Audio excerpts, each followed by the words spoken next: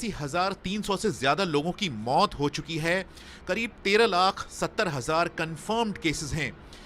राष्ट्रपति ट्रंप कहते रहे हैं कि अमेरिका को लंबे समय तक बंद नहीं रखा जा सकता। यहाँ पर कई राज्यों की जो अर्थव्यवस्थाएं हैं, उन्हें खोलने का काम या तो शुरू हो चुका है या फिर उसकी तैयारी चल रही है।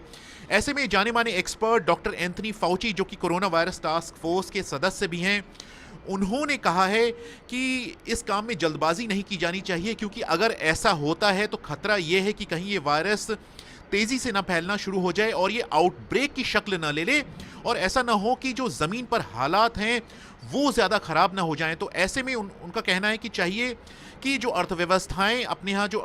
खोली जा रही हैं, जिन राज्यों में अर्थव्यवस्थाओं को खोला जा रहा है, तो जो फेडरल गाइडलाइंस हैं उनका पालन किया जाए। डॉक्टर एंथनी फाउची इस वक्त सेल्फ आइसोलेशन में हैं और वो एक सेनेट कमेटी के सामने अपनी बात रख रहे थे वीडियो लिंक की मदद से। डॉक्टर फाउची का यह भी कहना था कि अमेरिका में जो मरने वालों की असली संख्या है वो ज्यादा हो सकती है, क्योंकि जो कई लोग हैं कई ऐसे हालात में वो घरों में ही रहे कोरोना वायरस के कारण, वो अस्पताल नहीं जा पाए और जिस कारण उनकी घरों में ही मौत हो गई, तो जो ऑफिशियल डेथ काउंट है उसमें उन्हें शामिल नहीं किया गया। डॉक्टर फाउची का यह भी कहना था कि ऐसा नहीं है कि यह वायरस अचानक एकाएक गायब हो जाएगा और ये दोबारा वापस भी आ सकता है, लेकिन अगर ऐसा होता है तो उन्हें उम्मीद है कि इससे जो निपटने की तैयारी है वो बेहतर होगी और इससे जो नुकसान है वो बहुत कम होगा। यहाँ पर जो ट्रंप प्रशासन है उसका कहना रहा है कि अगर अर्थव्यवस्थाएं बंद रही हैं लंबे से, उससे और अगर ज़्यादा लंबे समय तक बंद रहती हैं तो उससे नुकसान है वो ज़्यादा हो सकता है। और यहाँ पर एक आर्गुमेंट दिया जाता है कि कई लोग जिनकी नौकरियां गई हैं वो घरों में ही हैं लंबे समय तक, वो डिप्रेशन में जा सकते हैं और इससे जो आत्महत्या करने वालों की जो दर है वो बढ़ सकती है। लेकिन इसको लेकर यहाँ पर काउंटर आर्गुमेंट हैं वो भी दिए जाते हैं। ऐसी भी रिपोर्ट्स हैं कि कई ऐसे राज्य हैं जहाँ पर इन्फेक्शन रेट घटने की बजाय बढ़ रहा है, लेकिन उन्हें खोलने की या फिर उनकी अर्थव्यवस्थाओं को खोलने की बात की जा रही है या फिर उसकी तैयारी की जा रही है या फिर उस पर काम चल रहा है।